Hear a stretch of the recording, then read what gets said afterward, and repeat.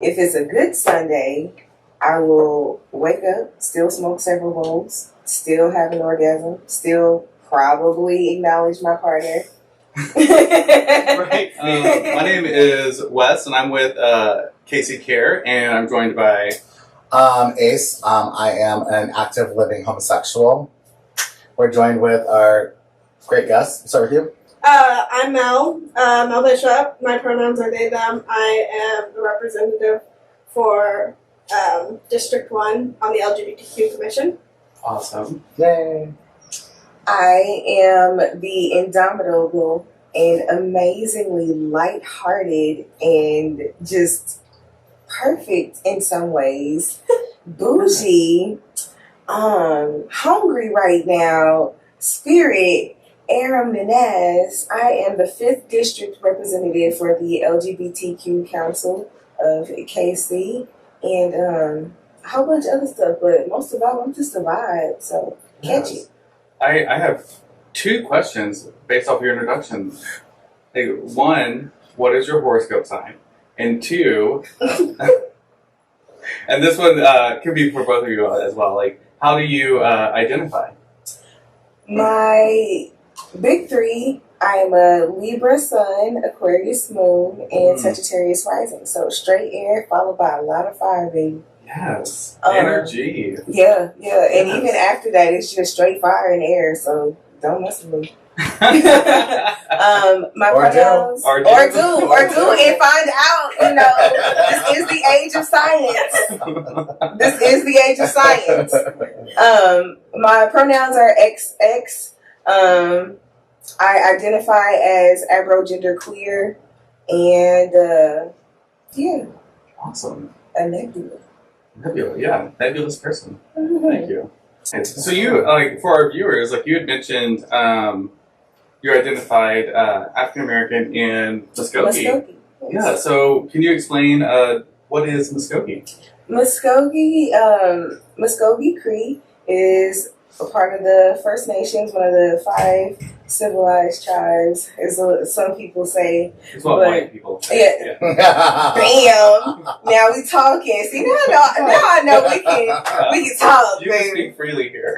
So yeah, it's what the white people call us. But in my family history, it's one of our points of enslavement. My grandfather's father, however that ancestry line goes. My grandfather's father was a farmer down in Georgia, and they migrated over to Louisiana, and yeah, we just sort of got pushed around. It's hard to explain because in America, unfortunately, dealing with white people, a lot of Black Native people, even Native people in general, you were considered colored. There were no defining lines in that. And so a lot of our ancestry and a lot of our lineage has been blended and even lost. So I consider myself pretty lucky and downright privileged, honestly, to be able to trace the names and like have pictures of my ancestors on my altars and be able to say I am Muskogee instead of being like, I'm Black Native, but who? Yeah. But who? Like, I don't doubt that you are Black Native. Like, there's absolutely no realm of possibility that could say that you aren't because of our history. But who? I was just really thrown by District 1 and District 5. I was like, are we in the Hunger Games? Are you the host that does the hosting with the hair and the facial hair? He had purple hair. Yes, he did. I was like, but he didn't have a Gale, and I guess that's what I would be. So I guess let's jump into a little bit. What is District 1? What is District 5? What exactly is this? This is brand new, right? Like, this just happened. First of Missouri. Yeah, you guys just got sworn in. 2 months ago? March 31st. Wow. Yeah. So, do one of you want to start and talk? Just tell us exactly what this is and. Well, this is new for everyone, so we just signed our bylaws and our mission, so we're still figuring out, the kinks, and there's still some unanswered questions that we have, but mostly we want to end oppression with the LGBTQ community. And you guys have partnered with the city. Yep. And what exactly is this? Like, what's the name of the organization? Like, what is it called again? It's the LGBTQ Commission of Kansas City. Yes. And let me put some respect on our names. The Equity Commission of Kansas City. Yeah. Because it's not about equality. It's about equitable access. Yes. I love that. So how did this come about? Like, what was the driving force, and how did you get involved? Our good homie, also our the chair at large of the commission, Justice Horn, pretty much spearheaded this whole initiative for us. Like, went to city council and sort of drove this. Was like, yo, we need this. Let me reach out to the people and see who I can bring forth. And these are the voices that he came up with. Councilwoman Boo, Councilman Eric Bunch also were really big driving forces in getting this together. And of course, our regular district council people, for me, Rihanna Park Shaw and Lee Barnes. What exactly, like, for like the commission, like, what is your role? Like, what do you do for District 1? What do you do for District 5? How many districts are there? We have 6 districts on the commission, and then we have our public safety. We also have business finance. We have medical. Yeah, there's a medical person. Education, and obviously our chair, and then the chair at large. Are your districts divided by zip code, or like how does this? Yeah, they're sort of, so the districts are already like city-wide things. They're how a lot of our tax dollars and a lot of like the way things are allocated. Yeah. Voting systems. Yeah, voting systems. The structures are set up. So that's already like mapped out, and what they did was just basically put out a cast for everybody in each district, and the voices that rose up were the ones that rose up. Does that mean that you live in that district? Or? Yes, you live in that district, so therefore you are able to represent the people of that district. Cool. And that makes sense, because you would want somebody who is living and experiencing what is taking place there to speak to issues or concerns. Yeah. Like, you wouldn't have somebody like me who lives outside in the country in Liberty, like 30 minutes north of the city, speaking, for like things that should be taking place in Kansas City. Exactly. Yeah. Exactly. And even like between our districts, I live down south, like right off of 63rd Street, so sort of in a no man's land between KC and Raytown, whereas Mel lives up north.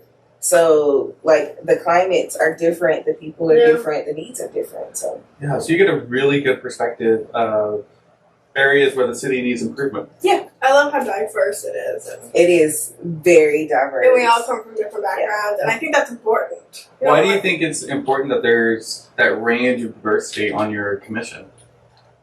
Well, here's the thing. If you are a part of a panel that is supposedly for like the equity and promoting the well-being of any community, if there are no members of that community speaking on that panel, you cannot trust that panel to, take care of your well-being. You cannot trust that panel to have your best interest in mind. Yeah. So in order to do that, you really do need people from different areas. And like in Kansas City, your zip code determines so much of your life, from your education to your health insurance rates, car insurance rates, to even home rates. Your home rates. And speaking of home, how long you live, how well you live, how well you eat. It was very important to have a spectrum of people from all these different places and different life experiences to be able to reflect that, especially seeing we are supposedly representing the LGBTQ community. So like, how are you able to impact change? I know y'all are, like you just said, you just finished your mission and bylaws, you're just getting out there. So how are you able to, like, do you know what your power is, or like how do you gauge that, I guess, as you're newly formed, to have an impact on what happens? A little bit too, like it's developing, like what your short-term goals are, what your long-term ones are. Like, what are currently, obviously brand new, getting bylaws and getting like your stuff structured down, but like what are some of the short-term goals that you're doing? And then how is that like, I guess it could be general, because I mean like if every district's different, I feel like short-term goals and long-term goals would be different depending on what district you live in. Yeah.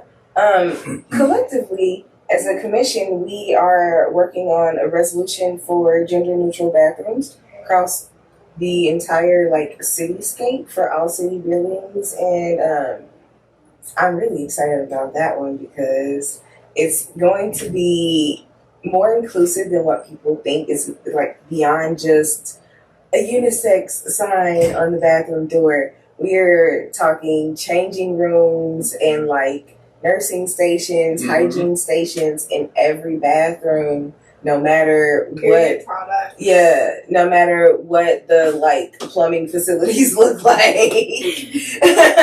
So that's a really big thing that we are working on. I don't know if y'all saw it, but what was that? Just last week we had the Pride Progress flag raised above City Hall for the first time, like a government building for the first time. What? Yeah. I think it's really important. One, that visibility, that representation, like being seen and acknowledged, by those in positions of power. But two, like it should be government that is setting the example for private businesses on what they could do to create inclusive spaces for the community. Like that is the role of government, to be the guide on what we could do better in our community, in our society. And here we have a perfect opportunity with the gender neutral bathroom, which seems like it should a non-issue, but it is such a hot button issue. Yeah, it's a super hot button issue, and honestly, it's giving us a lot of time to reach out and educate people, because I feel like that is sort of ignorance is the root of the issue here. A lot of people don't talk to us, so they don't know who we are, how we actually function, how we navigate the world, and so they have to rely on stereotypes and these internalized fears. And I feel like with something as simple as a gender neutral bathroom in public areas, we could really open up a conversation, and not even just a conversation to be like, but this is where you're wrong. Just a conversation to think outside the box. I mean, to me, if you live at home with of other gender expressions, you already use a gender neutral bathroom. I was running through my head. Yeah. You weren't going to say it. I was going to. You already use a gender neutral bathroom. If you go to music festivals and you are going to the porta potty, you are using a gender neutral bathroom. Yep. If you go camping, you hear that white fishing, people camping, fishing, and you go potty in the woods, you are using a multi-species, multi-gendered bathroom. you are transcending things here, okay? So a government building having gender neutral bathrooms is just... It would just be an upgrade. Because then you an have toilet paper, you have soap, you got products. Like, it's the same thing. It's just you got upgraded. right? And can we Who talk doesn't about want to get upgraded? how already the stuff in the bathroom already sucks? Yeah. Like, period products cost money, but toilet paper's free. And most of the time it's empty. Right. So, that could already use an upgrade.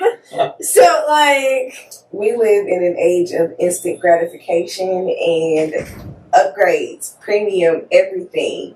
So this is a premium bathroom that you don't have to pay extra for. There's no subscription to this bathroom. And I think, for people who have issues with, the morality or the religious reasons why that shouldn't be taking place or something along those lines, I'm like, it's also a jobs plan. It's renovations, it provides employment for people to redo these spaces. That's an opportunity for Black-owned businesses, for minority-owned businesses to have contracts to actually get paid to do the work. So I'm like, it has a multi-layered impact on the community, not just... That's positive. That's positive and not negative. Those questions and those reasons not to do it are only negative. There's no positivity in there whatsoever. I think you hit it on that too. It's like a lot of stuff like this is just it's out of pure ignorance, and it's just going to take some education and explaining. But a lot of our culture too is, you know, deeply seated in religion, which I feel like is extremely fear based, and it definitely has seeped into people that are even not so religious in our country. They're just afraid of change, afraid of progression. Yeah, and it's funny that you say that because I was having a conversation with someone about how sort of insidious religion has become, where people who don't identify as religious or even spiritual have these like blockages, these habits, these behaviors that are definitely informed by religion, that they're like, it's so weird. Well, I mean, have so many religions even then talking about like, well, all these atheists and all these people that are anti-Catholic or Christian or whatever the norm is like, do you realize that most people that are like that is because something traumatic happened to them because of what your religion did to them? So you're not only chastising them for not believing what you believe, and you're like shunning them because they don't, but the reason why they're like that is because of what you've done to them like previously. And that reinforces, and it's just reinforcing this trauma, right? And it's like, of course no one's going to want to go back. Like any person that, you know, like even animals, like if you hit them, like when you call them over, they're not going to be like running into your arms. Yeah, like, you know, they're like, not going to be the same. Like we have brains. Like that's how that works. If you hurt us, we don't want to come back to you. So we have a focus on general neutral bathrooms. What are some long-term goals that y'all are thinking? And I'm sure like that's, you know, it will obviously change over time, but for now, what have y'all talked about? I feel like too, like you guys are definitely like so you're new, so you're throwing out ideas like constantly, and well, like, it's also, we're gonna table this for next year or the year after, but like these are great. Yeah. It also gives you an idea of like how receptive city government is to some of the things that you're focused on. Yeah. So I'm not really sure exactly how much I can divulge, and you know, I don't want to pour too much tea. I don't want to pour too much tea, but we are trying to like really open the city up to sort of being this really inclusive place that's not just performatively inclusive, but like you can see things happening.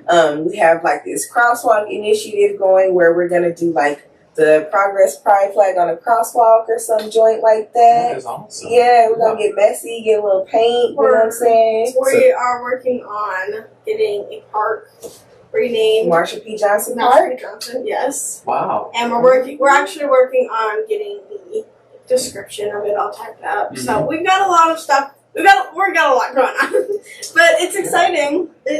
I'm excited to see the city catch up a little bit to other cities. Especially in like the Midwest. Yeah. Like everybody's like New York is so, or like LA. Well, but like we also have to focus on the Midwest states. Like, well, it's difficult because I feel like, you know, in the past, since I've been back in the past 5 years, the city has definitely grown from when I was here 15 years ago. And it has become like a major city and kind of a hub, but also like, you know, coming through, like you still have to combat with it. It's still very traditional, very conservative. And you would think like, you know, because there's queer people and I feel safe mostly walking down the street holding my boyfriend's hand or, you know, being with queer friends and stuff, but it still has a long ways to go with that tradition and that conservative like mindset. At the end of the day, KC is a blue blip in a big red state. Right. You know. So that made me think of, you know, you're talking about feeling safe, you know, walking down the streets. And I think of like the Black trans women that we've lost in our own city to murder. And no, you know, I mean, there are plenty of police sitting on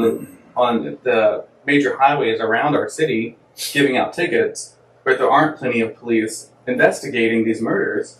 So like, is there something that the commission can do, like as far as like bringing awareness to that and that the need for, you know, protecting members of our own community? I wish CC was here right now because he's gonna be on it. Like, I wish CC was here. So our public safety commissioner is CC Glasgow Brown, and help me be on the knowledge. But there are things that we can do, which we are definitely going to be working on. As far as like working with other BIPOC trans-led organizations and using their leadership to, you know, sort of inform. We're pretty much being the amplifier here. Yeah. We are listening to the needs, just like I said earlier. There are no Black trans women on this council, so we are listening to the needs of Black trans women and saying, "All right, I'll be right back." Hey, they said so. Right? Yeah. But that's pretty much the goal here is to be the amplifier. So definitely don't think that, oh, this is a commission, they're here to save us. No, we're here to amplify you. We're here to uplift you and, do what we can to hold the door open and be like, yo, we're having a problem here. All right, hold on. So come listen to this, what they said. Come give voices to people that don't have a voice. Yeah. So doing all this too, you're so new and you're so fresh and everything, and obviously having to do meet and greets and meet everybody from the districts and really form this trust with each other. When you guys sit down to think about and talk about the things that you want to do and what you're going to do, how do you decide where to start first? I feel like it's just overwhelming. It would be overwhelming. Yes, it is overwhelming, but the biggest thing is that we all have similar ideas. We all have different things that we're passionate about, but we all sit down at the table with one major idea to make Kansas City safer. Mm-hmm. And that helps. Everybody's got their own one thing that they're more passionate about the other, but and that helps knowing that you're on the same side. You're not trying to push down one person to get up higher. It's not like that. First of all, we don't get paid. We're here voluntarily. So there is no, in a work setting, you're kind of always fighting to get to the top. But there's nothing like that because we're all here voluntarily. We all want the same thing, to make Kansas City safer, and we're willing to work together and realize that you may not know everything, and that's okay. But somebody else may know something that you don't know, and it's okay to listen, and it's okay to not know. Taking an approach of teachable moments, and I feel knowing some of the people on council personally, number one, I think that they're amazing. I love CC so much; they're incredible. But I can only imagine because even myself, being in leadership in the past 5 years, sometimes you do so much and sometimes you feel alone, and I bet it feels good to go into those meetings and be like, oh, I'm not alone. Mel's there, you're there, I can breathe, and if I don't have this at this moment and I'm not the top and I'm not the smartest, they got my back and they're going to be able to voice things that maybe I may not think of or I can't feel, and that comfortability must feel amazing. And I found a space where not only am I going to be heard, but other people are shouting it just as loud as I am. And when you're down, somebody else can take your place and be like, I got it. You take a break. I love that. So I want to switch gears a little bit and ask about the medical side, because you said there's somebody who represents medical on the commission. And so, as a person living with HIV, my first thought is, what are we doing to combat the spread of HIV in our community and stopping that, transmission of it? And, I think of biomedical interventions, I'm wearing a shirt today, that talks about PrEP, and PrEP's a biomedical intervention that stops the spread of HIV. And then you have individuals who, once they're adhering to their medication, they take it every day, they have their appointments with their doctors, they reach a level where they're undetectable. So those, like myself, cannot transmit the virus to anyone else. So how are y'all going to impact, access to medical care and services for individuals, especially being aware of different zip codes and when you have access to all that data from the health department of where the disparities are? So our medical person is Molly. Baby, I'm not going to try to mess up your name. So I'm going to say Molly you. I was just thinking I'm not going to do that to you. As a black kid with a mouth full of name, I'm not going to do that to you. Molly you. I'm going to talk to Molly about that because I personally have not had a lot of time to talk to Molly personally, but I know in my own personal work outside of the commission, transmission disease, spreadable diseases are things that I work with a lot. So we should link up and talk about that outside of commission time. But yeah, I think that speaks to that there's always an opportunity to learn, and that you just modeled a perfect, example of if you don't know something, that you reach out to somebody who does, Yeah. and you're like, hey, can you teach me about this because I don't know anything about it. Like that is there. So thank you for sharing that. Yeah, and not just trying to fill us full of like fluff and hot air. Yeah. If y'all don't know anything about me yet, except for you're a chef. This. But You have a dog that eats better than me. sleep better than everybody too. Like she take up the whole bed anyway. I'm just disgruntled. But I'm not a person that operates on pretenses. Yeah. I don't code switch in different environments. I don't put on masks or costumes or anything like that. I am who I am fully. And I don't know. I'll tell you that in a heartbeat. I don't know. And I know a lot. But I don't know. There's room to take more in. And you're yeah. That's a powerful moment in itself. Gotta live by example. Yeah. Yeah, so what does that look like for getting the community to know y'all, to be aware of y'all and the impact y'all can have for them? And how do you get the community engaged? We just be out in y'all faces, honestly. Like at certain events, like Yeah, I know when yeah. you do, like how do you pick and choose your guys' community? Like these are this month, like you'll come and you'll be like, I'm District 5 this month. There are all these things happening in my district. Maybe like a couple of you can come with me to these events and have another set of eyes and ears, and we can sit down and talk about this. That's exactly how it works. So we just sort of field events from the community. When we have our meetings, we just sort of dump them all on the table and say, hey, this is what's going on. If anybody's interested, we've been invited here. We've got this going on. If anybody's interested, we like to show up as a commission, but sometimes it doesn't always work. But at the sometimes same I just want to go to an event and just take it with your friends and not be like, I'm a part of that, but I'm just going to Yeah. and like I just want to experience this. And then things like this, like our commission is so diverse that we all have very distinct voices and just very different auras and vibes around all of us. So being able to like break out and go to these separate events, maybe 1 or 2 commissioners go, 5 commissioners go, so and so and so and so. It gives people an opportunity to learn who we are just as individuals and sort of gauge the chemistry we have as a group. I mean, there's 13 of us, so there's a lot of energy bouncing around in these meetings. And so when we have this, It's like Jesus and his disciples. it's a lot of energy. And I think 13.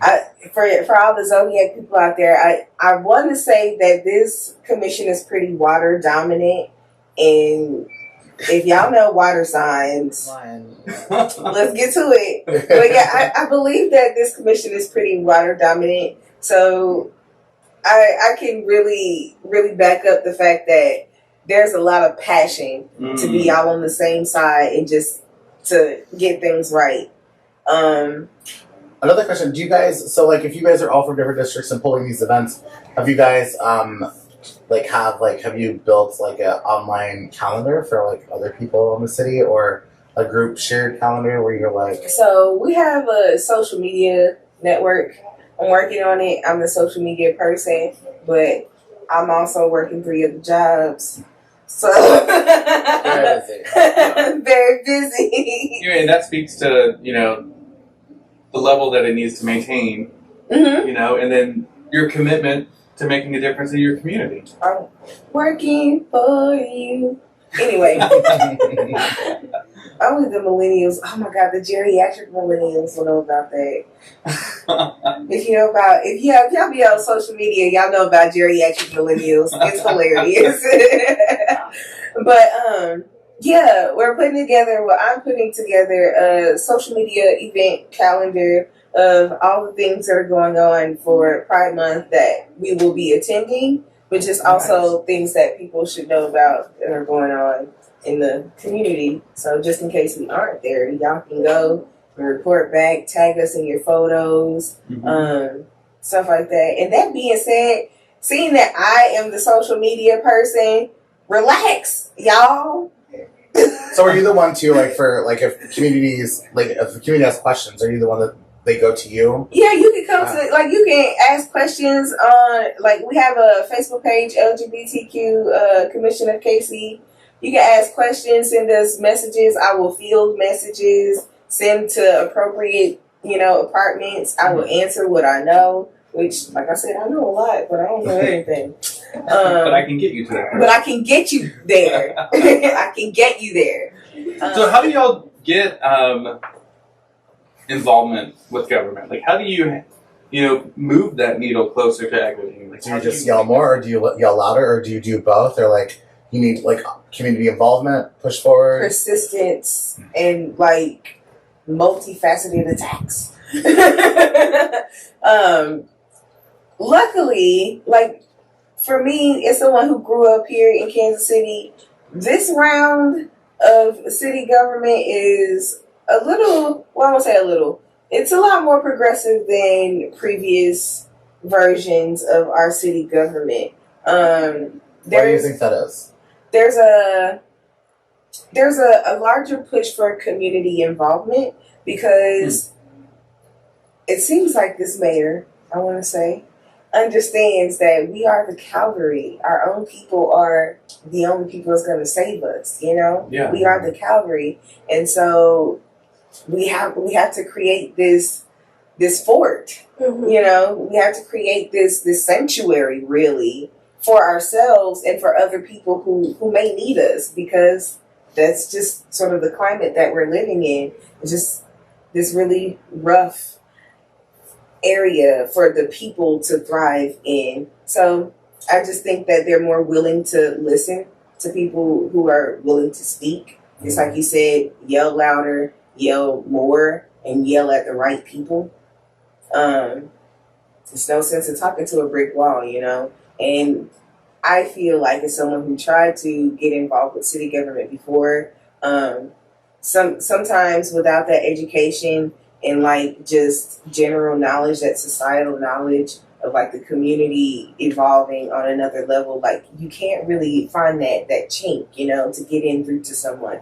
But someone figured out the magical combination, and these walls are tumbling down, and people are ready to listen, and even more so, they're ready to do the work that they're being instructed to do.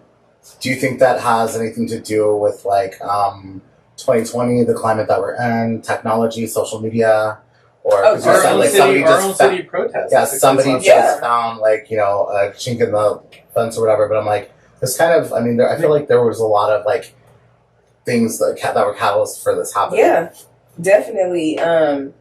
We live in the middle, like we're in the middle of the map. So a lot of the things that happen around us eventually sort of filter into the center, and we are kind of like this incubator for innovation and just change in general. And I do absolutely think that just the climate that we're living in, like just on Turtle Island, and I say Turtle Island like all of the Americas, like there's this revolutionary climate, and this city is starting to reflect that, just because like people understand this is a new day, new generation. The systems that we had in place no longer work.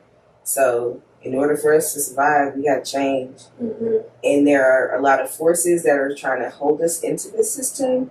And like people are really reaching out, they're speaking out and like moving as a force. And the city is moving with that. Like there's a time to embrace things and like a time to run away from things. And I really do feel like the city is embracing the change that the people are asking for. Yeah. I think when you were talking about like the systems that need to change, I completely agree. Those systems were built by white, cisgender, misogynistic men. Mm-hmm. Like those systems are not set up to benefit anyone else other than those individuals. Other than those correct. So you have to break the mold of that system. You have to rewrite it, redesign it so that it is inclusive and it is expansive. It's not limited. Yep. That is one would perceive to be a monumental task, but it's not really a monumental task. You already have a whole diverse group of individuals that are speaking for a diverse community that are saying, these are the things that you could implement right now that would create change instantly. And your resistance to that is because it's hard? Like, that's I think it's just because work. it's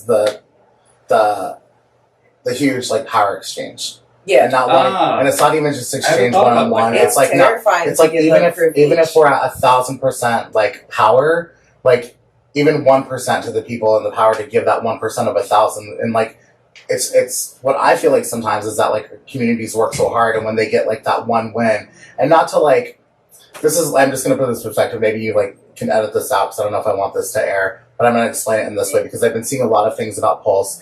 And it really, really struck home because I remember, like, we actually worked together that night, a whole night at Woody's. Us bartending, had a great night. It was just the two of us. And at the end of it, we counted on our drawers. We were cleaning up. We went to the patio to have a drink. We were counting our tips. And my phone was just blowing up. And so it says, like, what is going on? Yeah. And we just sat there together alone at the end of the night at the patio of Woody's, counting all this money we made from a good night. And I remember hugging Wes and I remember crying, thinking, like, this could have been us. This like, could have been us. this literally just happened. And, like, here we are. Like, it was just impactful. But also, like, what I'm thinking, like, now everybody's talking about how they made it a memorial and it's, like this. And I'm just, like, it's so interesting that queer people are so apt to, like, take that and, like, not that it's not a win, but take it so much as a home run and it's, like, the best thing ever when it's, like, they could have actually changed their gun laws. That would have helped.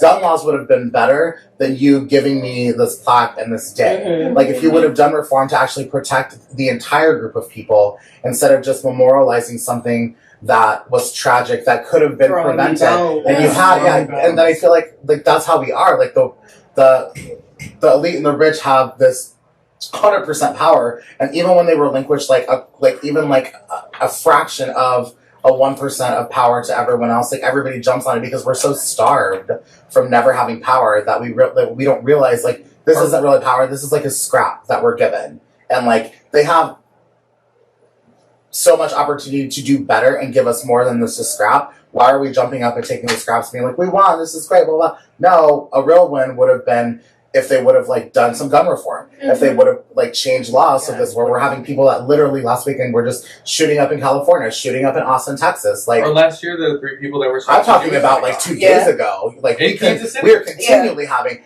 I was at my friend Courtney's house last night, and her and her boyfriend are getting married. They've been together for a couple of years. They're getting married in November. I'm super excited for them. We were talking about like vacation destinations or whatever, and we were talking about he was talking about France. He's like, oh, there's terrorists there, like they're always getting bombed. And Courtney was like, we're a terrorist country. Our schools, our own people are bombing schools. Like, why would you not want to go to France? Like, what is wrong with you? But also, like, that's a whole nother like white mindset. Not that like I love you, Greg. I know you're progressive. You're amazing.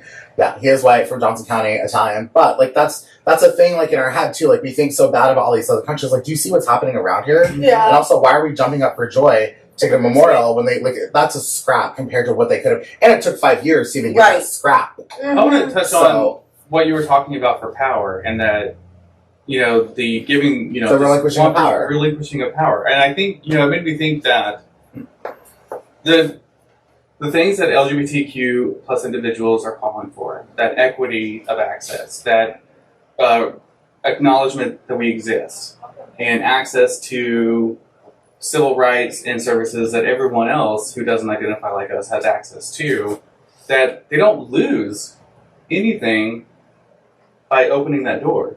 Right.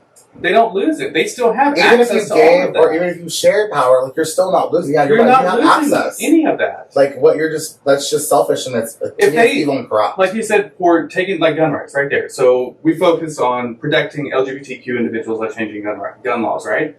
But the ripple effect of that impacts every single American.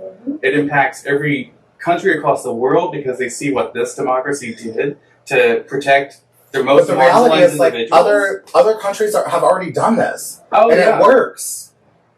Like, so when you look at it, you look at the optics of all this, it really is just white people wanting to make more money off marginalized groups of people that have guns in their hands, that kill each other, that are being able to, even if they kill each other, the ones that are not are getting put in jail, and they're still making money off those prisoners and doing God knows what to them in there while being inhumane.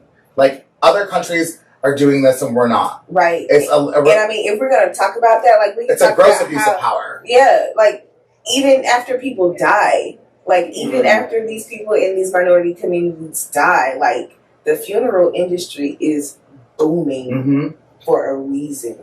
Like at every stage of this, there is dollars, and like that's the be all end all. That's the bottom line. It's not people aren't the bottom line. Yeah. It's the profit margins. Yeah. It is. That's what our country is built on. It's such a gross abuse of power, and it's just I don't know. And I haven't said anything on social media. I've literally been trying to like not be present unless it's fun or talk to a friend or like a picture. But like I can't help but think this whole past like week seeing all this poll stuff. I'm like that is great, but also like people that are queer that are championing for it so hard.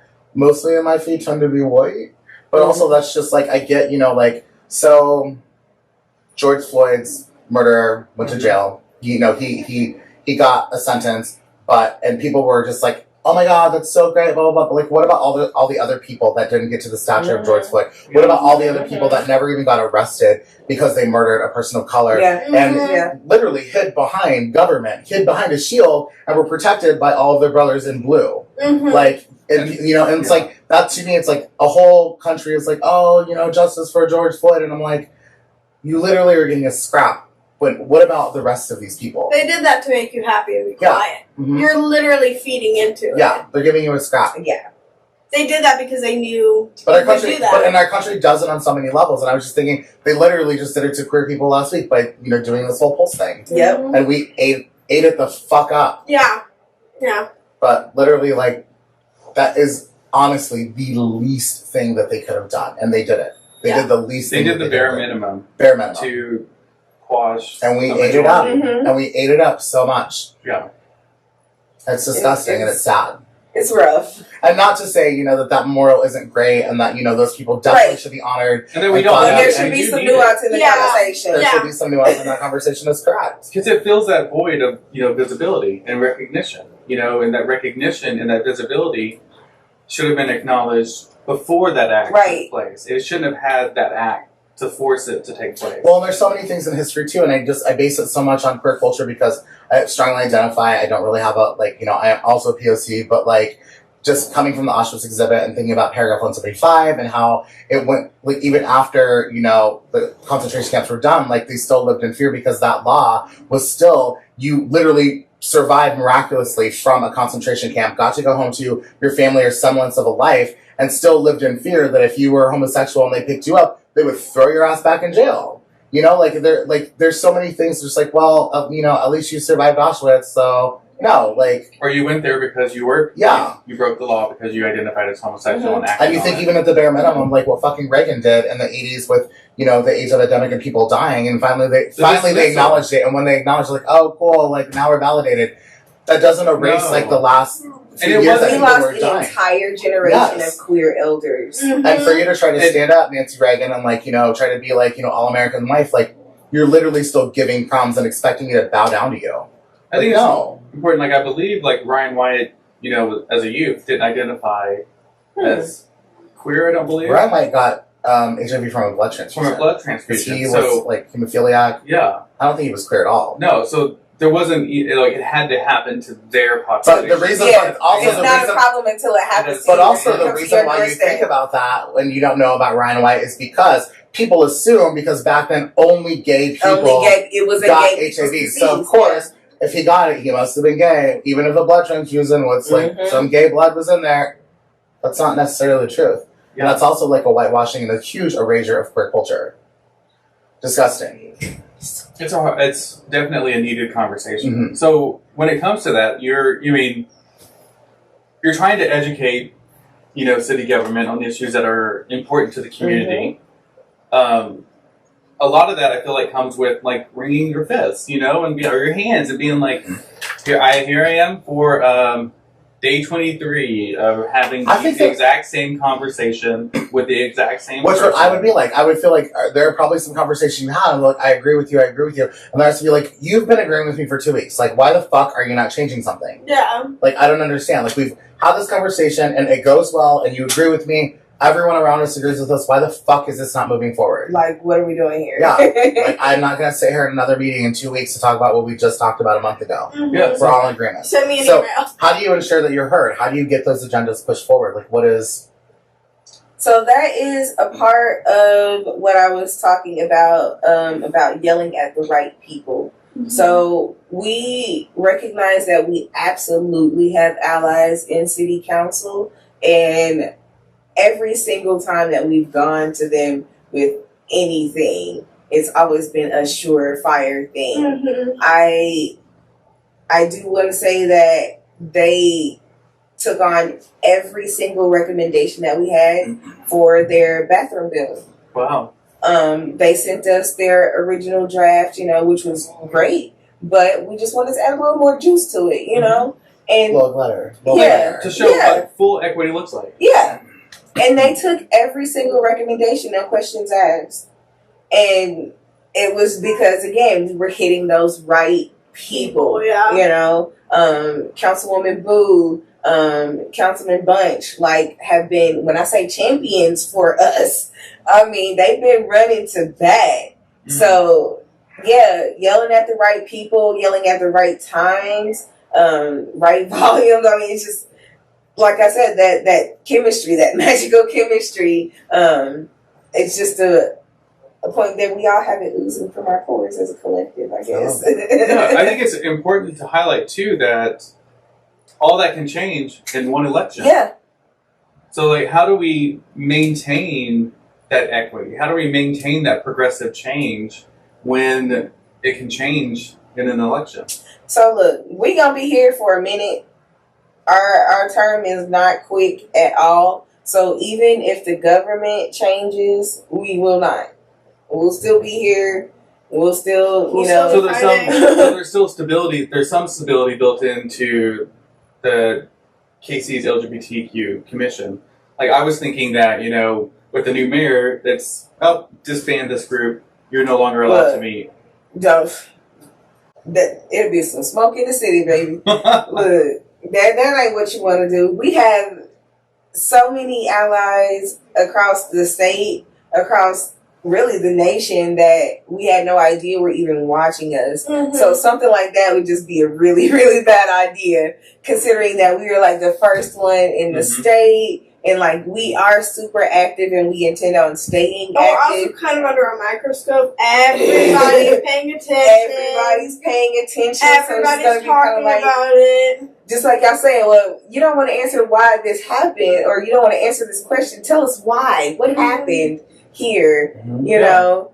And I don't think that anybody wants to answer those kind of questions these days. I do.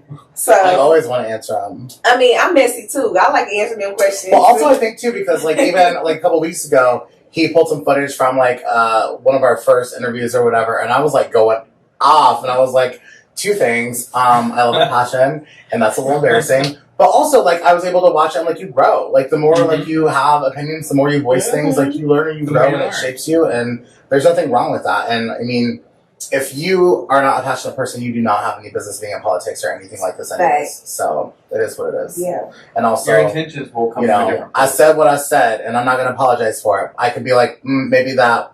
But was a bit out of pocket. I don't regret what I said. I may regret how I phrased it, but I'm a better person now. Come at me with that question again, and let's see what I say. Yeah, I was you were right in the moment. Yeah, the moment it was right. In the moment it tracked. Looking back, I could have phrased it a little different. I could have, did something. But see, that's the nice thing about truth, though, because truth changes. It changes. It and also, you're allowed to change your mind. Yeah. You're allowed to change your narrative. You're allowed to change your clothes, your hair. Why can't you change your mind? Yeah, it's actually the most important thing. You can learn, and from what you may, I feel a lot of ignorance comes from limited information. You grow up, and what your parents believe. Why? Okay, if your parents tell you, "Hey, Santa's real," you're gonna believe it. You don't have any other reason to not believe. So you have to grow up and step out of that and realize, okay, all of a sudden, maybe that doesn't make sense. And maybe I'll go talk to a different person and see what they think. The synchronicity is real in here, y'all. I just came back from the Ancestral Wound Wellness Gathering where I was doing. Yeah, I know. I want to go to that. I know. I was just That's like something I really want to be a part of. I mean, talking about If I can't be a part of it, I just want to observe it, though. That sounds awesome. So, I was giving a talk on queer ecology and sacred gender variance. And one of the sections was about how binary thinking eradicates diversity. And that's where we at right now. Yeah. Monocultures of mind. Binary thinking eradicates diversity. I feel like I just had this conversation like yesterday or the day before. I can't remember if it was Courtney or not, or like I don't remember who it was with, or if I was watching something and like it was exact quote what I heard. I was like, that tracks. Very that. So what does that look like? Like a real world example of binary thinking. Of a binary thinking. Okay. I work in birth work, and that to me is one of the grossest examples of two things. How nature has sort of had this moral lens attached to it. And then again, how binary thinking eradicates diversity. So our ancestors before grandmothers were birthing at home. They were birthing in their families' homes. They were birthing outside. Like where the time happened is where it happened. And with the rise of the medical industry, we started to medicalize birth. We started to sort of view this life event as a medical event. And for people who choose not to birth in hospitals, because it's not a medical event, there's this lens of demorality attached to it. What do you mean you're not going to birth in a hospital? What if your baby dies? What if something happens? You are a lazy parent. You are, just you're sort of discredited. You're criminalized in a way for something that's completely natural. I'm going to have this baby no matter what, if I'm in a hospital or if I'm at home. So if I choose to take my space and be at home, I'm not a criminal. I'm not bad, and you're not better than me for having your baby in a hospital. But over the generations, everything that you see, where do people have their babies? In the hospital. Where do people who are less than or inferior have their babies? At home, in fields, in the alley, so and so and so and so, just anywhere but the hospital. Even in the car. Oh, you guys were irresponsible. Y'all couldn't get to the hospital in time, so you had your baby in the car. Versus the mom who was all packed and ready to go, had baby outfits, had, the change and da-da-da-da. She was ready. She was prepared. She's going to be a good mom. Right? Kim Kardashian getting full face by her makeup team before going to golf.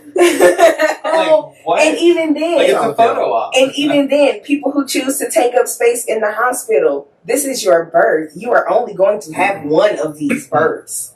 Even if you have 6 kids, you're only going to have one of those births. Take up your space. Girl, get your full makeup done.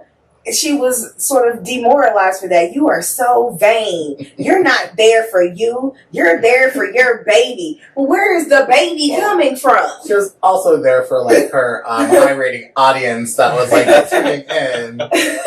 But I mean, do what you want to do. But also, I think that like to me, it's just like be natural. Like have like that's a time in your life where like you should like not really like be a mother and be from the earth and like this is coming from your womb, like let that be a thing. Like don't throw a bunch of contour on a girl. We already know you're pretty. We see all this stuff. Like be a mother. I want to see you be a mom. Like however that looks for you, I want to see you take up space. Comfortable, you do that. Yeah, I want to see you take up space and do what feels natural to you. Because at the end of the day, that's the right way to do it. If you feel most natural with concealer and bacon and you know what I'm saying, if that's what makes you feel most natural, like your natural feminine divine self, then do that. If being at home, sipping your tea, rubbing essential oils on your belly makes you feel like your natural feminine divine self, spraying some ham down there. You know what I'm saying? Whatever you got to do. That's right. Just the fact that we have this binary thinking about it sort of eradicates the diversity and all of these birthing experiences and things that we can do. Well, it's also a erasure of where we came from. Yeah. Like, we didn't always have hospitals. We always didn't have hospitals. And I would say, there are definitely parts of the world, and I would maybe... that still don't have hospitals. There are parts in America. There are parts in America where they don't have access to a hospital and they give birth at home or... At home, in a birthing system. At a birthing house or something like that, they have like special standalone clinics where, hey, we know you're due in July, so we're gonna make sure we have someone there in July for when you come. There is a spectrum of ways of being and just doing the things that you do to live. Yeah. And the fact that we've let cishet white men sort of dictate what is right, what is wrong, what is allowed, what is not allowed. What is normal, what is not. Yeah, what is normal, what is not normal. It sort of led us to this where we have these pockets of people that are like, yo, this is isolating as hell, until they meet other pockets of people and they're like, y'all do this too? Ah, okay. Well, I think that, that touches back on what we talked about earlier, how, 2020 was a galvanizing force in multiple aspects. Like, one, we all experienced, the pandemic together. Mm-hmm. In some capacity, we were all impacted by it. So that was a force of unification for the country. We think about that too, and I think sometimes we forget, like, it wasn't just the United States and America. Like, It's it was the a world. It was a global thing. It was a global thing. And then, you tackle on top of that with George Floyd's murder and the movement that... And the Black Lives Matter out. movement that rose out of that. But also, it was also a global movement. It didn't just touch America. It reached all other nations too, and people mobilized about eradicating racism, addressing it head first, and dismantling those systems of white supremacy and white power to lift everybody else up and create equity. And taking that down, that's a really big macro expansive thing, but taking it down to the micro level, like what we're doing in our city, and I see that, being this commission being one of those first steps to acknowledging where that equity needs to be taking place, how we can impact that change. And so I'm really glad that I'm in Kansas City in this moment, in this time, to witness that take place and to see that y'all are thinking about ways that you can increase equity. It's in your name. I mean, you gotta lead with example. Right. What are other cities that are doing what you guys are doing or have similar kind of council? So the way we've sort of designed our council is inspired by Atlanta's LGBTQ council. Pretty much. Do you guys know people from there specifically on that group, or you guys? I don't personally know anyone there yet, but I would love to reach out because. Pick their ear. Yeah. Pick their brain. Pick their brain. Ew. Pick their nose? I don't know. I think it's a phrase. I just want to vibe with them, okay? I just want to vibe with them. I ain't trying to pick nothing. I just want to vibe. I don't want to pick nothing. Well, I don't know, because I do like Dr. Pimple Popper, and I'm like, yeah, I would do that. I went to like picking fruit, and you went to pimples. That's very, cathartic. Very different. It really is. Very I mean, I pick fruit and vegetables every day, all day. So that's not ready. This peach is too soft. It's gross. But yes, Dr. Pimple Popper, if you're looking for like a little intern or something like that. It's so satisfying, and I don't understand why. I could sit there watching it for hours. Especially when they get the little tool to like dig out the blackheads, and I'm just like, there's so much work there. Yeah. But touching back on what Ace was just talking about impacting that change and seeing it, like building off of what the Atlantic Commission did, like, so you have this sort of framework. Did y'all keep a lot of that stuff, or did you change a lot of it? Like, how did you shape it to fit Kansas City? So, Atlanta is like 3 times bigger than we are, and at least 5 times blacker than we are. So some things just obviously didn't translate. Didn't translate. So a lot of our framework is like theirs. I did some research on my own outside of like what Justice has showed us and stuff. A lot of our framework is a lot like theirs, but sort of slowed down for a Midwest pace, put it like that. Because, like we said, at the end of the day, we are just this little blue blip in a red state. And as much as we want to come in large and charging and just busting people upside the head, like, can't really do that. Well, I wonder, so we have the Kansas City Commission. So is this something that could be, expanded to where there's an Independence one? There's a Liberty one. A Liberty one. There's, an I would Overland love to Park. see that. There's Gladstone. Like King, I would love and then they to all see that. work together in unison. Like, is that something that could build from that, or is it just something that stays in like Kansas City because of the size? Can you imagine like all that diversity? Like that would be so much fun.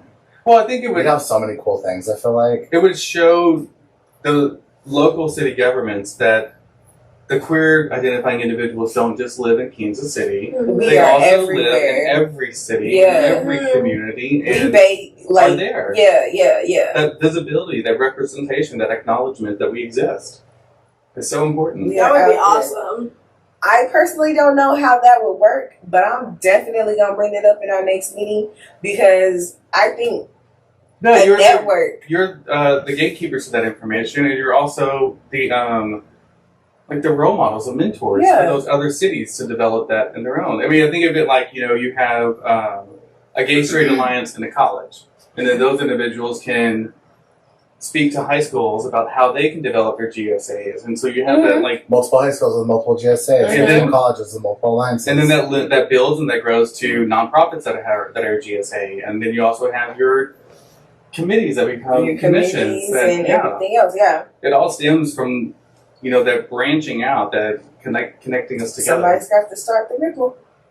I definitely think that could be a possibility in the future. But like I said, we're gonna have to loop back to that education because a lot of places around us they do believe that the gays only live in Kansas City. They only live in the city. They're not out here with us. But baby, we out here baling hay and everything else. Right. Like I have a farm. I mean, I don't bale hay. I do mow sometimes. I mean, you got goats, so you're fine. Yeah, you're And a fine. pig. And now a new pig. You're fine. Spider-Pig. I'm really gonna push for that name. But Pegarella. I know. You have so many names. Pigarella. Pigarella. Sorry. Cinder Pig was also on the Cinder Pig. That's like Spider Pig. I know, it feels the same, It has the same cadence. I'm like, what can I yell outside the door? I call it. Pegarella! Dinner time! Yeah. But yeah, this is so nice. Yeah, I mean, I hope that you guys do definitely, look at other cities and do things, because in my experience in the past 5 years here too, with like all of these organizations that are extremely talented and smart and should be bringing together, I've seen a lot of reinvention of the wheel, and that just sets you back in time and energy, and the wheel's there. Just talk to other people and be like, I got one tire, you got one, let's get two more, let's get a car, let's go. Let's build something together. We got this. So, how can people reach y'all? How when do you meet? What platforms can they find you on? Are your meetings public? I have so many questions about that. I'll let you address them when I have time. Sorry. I was like, wait, I'm building too many. You can find us on Facebook, Instagram, and Twitter, all under LGBTQ Council or LGBTQ Commission KC. Nice. You can also attend our meetings. They are public. We meet, I want to say, twice a month, 2 or 3 times a month. Well, that's for now because right, that's for now. A lot of planning things. There's a lot of planning and stuff going on. Pride is busy. Our goal is to eventually move to once a month. Yeah, which makes sense. But that might change depending on how much. I mean, you can have your internal meetings and stuff like that. Yeah. It's a public. Yeah. And those meetings, like our public meetings, are announced 24 hours in advance. So You come, we have space for public comment. Do you offer a virtual space for those who? Yes. Okay. I attend virtually like pretty much all the time. Yeah. I mean, there's no reason not to in this day and age. We all learned from 2020. You don't have to be in the room. You don't have an to impact. be there. Mhm. Yeah. Exactly. Like, this pandemic I like to do that. has honestly highlighted the things that we disabled folks have been saying for generations. Access. It's like- Equitable access. Equitable access. Like, we can do it's just y'all don't want to because this binary thinking. Mm. Yeah. You must be there and be doing something for you to be deemed productive or valuable. You must be standing to check out groceries for you to be productive. Yeah. Right. It is Pride Month, so what does Pride mean to you? Let's start with you. Ooh, pride means so many different things. It means freedom. It means safety and security in numbers and in self. It means loneliness in spite of the community in some ways. It means being a part of sort of a tapestry despite it being just a single thread. Mm-hmm. It means doing bald head hoe shit. Yes. Hot It girl means summer. hot girl summer. It means I can hold my bae's hand, like several baes, because let's just get it out in the open right now. Like, we don't see me at all of these different pride events with several partners. So like that's just how it is. It's just the ability to exist Yes. and take up space, like fearlessly and wholly take up space, whatever that means, in all of its complex ways. That is what pride is, because we are not just always out shaking ass and drinking and, you know, kikiing with friends, even though that is a favorite pastime. That's just not our totality. We are professionals. We are creatives. We are somebody's babies. We are somebody's parents. We are somebody's family. And it takes space to be all of those things and to fill all of those like little cubby holes and stuff. And you have to be a certain type of person to do that. And only pride people can do that. You know? Work at. Yes. And when I say pride people, I mean like everybody. You ain't gotta be like just queer. No, you get an ally. Like, it's you. That's And part of the inclusion. Look, don't even get me You're started on the included. allies, you know what I'm saying? Because there's allies and then there's accomplices. Mm-hmm. I prefer accomplices over allies because allyship is fleeting. It's very, very fleeting. Accomplishment, I know they got your fingerprints too. Right? Yeah.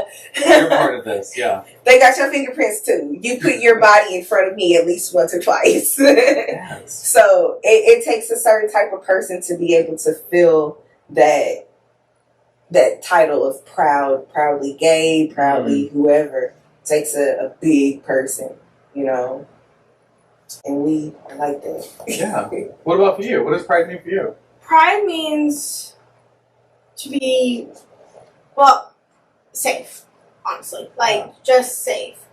I recently graduated high school, and Yes! I could not walk down the hallways without being called faggots, slurs, like, and just because I was unapologetically me. Mm-hmm. And that's not okay. So, pride means to me to have a group of people who get it, who have gone through similar things, that we all been there. Yeah.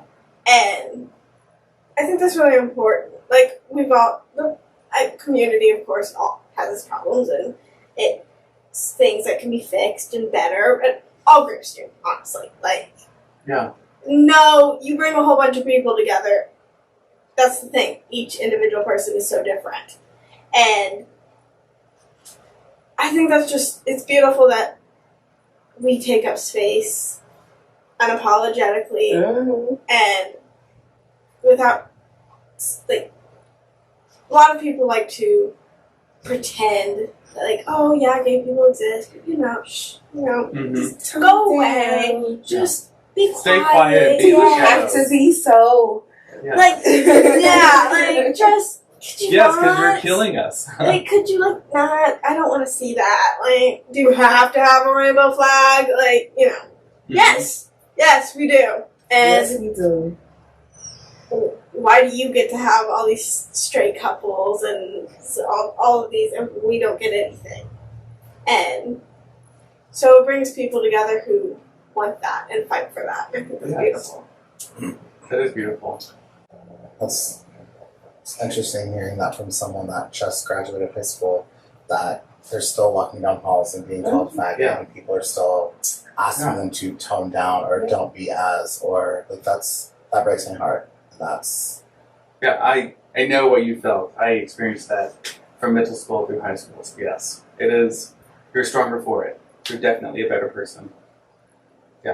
which also enforces that it's imperative that you guys do the work that you're doing. Exactly. To change Right. that narrative and change that scope. Yeah, and to educate those who are unaware of what the struggle is. And help Mhm. create those safer I spaces. think a lot of people think coming out is super easy nowadays. No, but once you It's come out, you always like- come out. Yes! It There's never like stops. Your story just gets better. hyper visibility, and there's some safety in that, but there's also like it's traumas that come with it too. Mm-hmm. Also, Yeah. that's like a very huge burden to put on somebody that is in their formative years. Yeah, It's like a huge thing, and like tackle that on top of economic status or Yeah. POC or anything like All the other social structures. all the we other put in things place. that differentiate you from the binary, the norm, the herd, the Mhm. mainline. Can we talk about how exhausting it is? Yes, It's Constantly. so exhausting. It's like, Mhm. okay, fine, just think whatever you want. I don't. I'm done fighting. I'm That like, constant I need my education. iced coffee first, and then I'll do it. Like, go sit in your ignorant corner and just let me. Just, Especially nowadays, when everyone has access to the ability to learn and educate and be an informed member of society, and they're actively choosing not to engage in that information because they don't want to have a better world or an inclusive world or to recognize that you are an individual and that you matter. I think the important things is to keep pushing. Yes. Self-care is a big thing. Like, you will always deal with an ignorant person, and you'll never get through every single person. But to keep fighting and knowing that you are allowed to take up space and self-care, and like, you don't have to deal with every ignorant person, but you also can't give up. Right? Yeah. It's like the other side of I think it. that's something that I've grown up realizing. It's like every fight that comes to you is not your battle. Yeah. you gotta Sometimes, pick and yeah, choose. if you're fighting, like that's you fight on your own because I'm walking away. Like that is, I'm not here to educate you. No. Right. There's Google. Yeah, Thank you. or Go educate yourself. or if you're in a group of friends, you're like, any other one of you queers want to talk to this idiot? Because I'm spent for today. No, I'm done. I'm checking out. I'm checking out. No one. All right. Well, we're done. We're gonna leave you in your ignorance. We're gonna leave you where you found you. Hopefully, you get what you need. Yeah. Hopefully, somebody Yeah. comes like Powerful. it's nice being on the committee with Mel because I'm about to be auntie right now. Oh, congratulations! Mel is the youngest person on the commission. Cool. Congrats! Yeah. That's a feat in itself. I mean, That's awesome. even that ageism, and Yeah. having that diverse way of thinking, but having different levels of education and age and experiences. I always Wow. say that like intergenerational relationships are like required for survival. There is an old Igbo saying that the old know the way, but the young can go fast. I Oh, like that. that's really Like Insightful, powerful. it doesn't matter how fast you can go, how capable your body is, if you don't know where you're going. That's like my big thing. I don't know what I'm doing, but I want to work and do it. So I'm And like, see, that's one thing that I sort of like. She does now. well, you kind of spoiled it. That's fine. You just don't know. You know now. But because I was like, you in a lot of ways being the youngest person in a lot of my friend groups and often being the loudest and like most passionate person in my friend groups and doing like the first for a lot of stuff. And so when I see you and then like when I first met you and they were like, this is the youngest person on the commission, I was like, how old is this baby? And then he's like, come on, you too. Wow.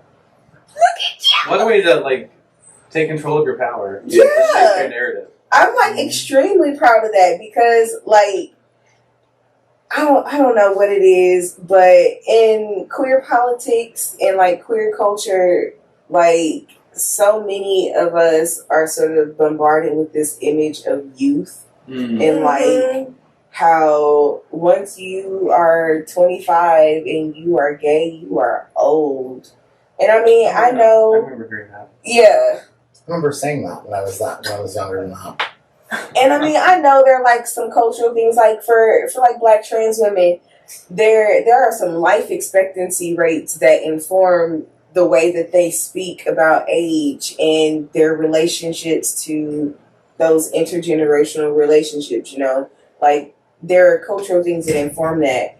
But queerness, queer politics, queer culture as like a whole in America at least is very young, very nubile, very not diverse. Mm-hmm. And to see someone who is the face of queerness, but is absolutely not like the embodiment, you know, it's hopeful.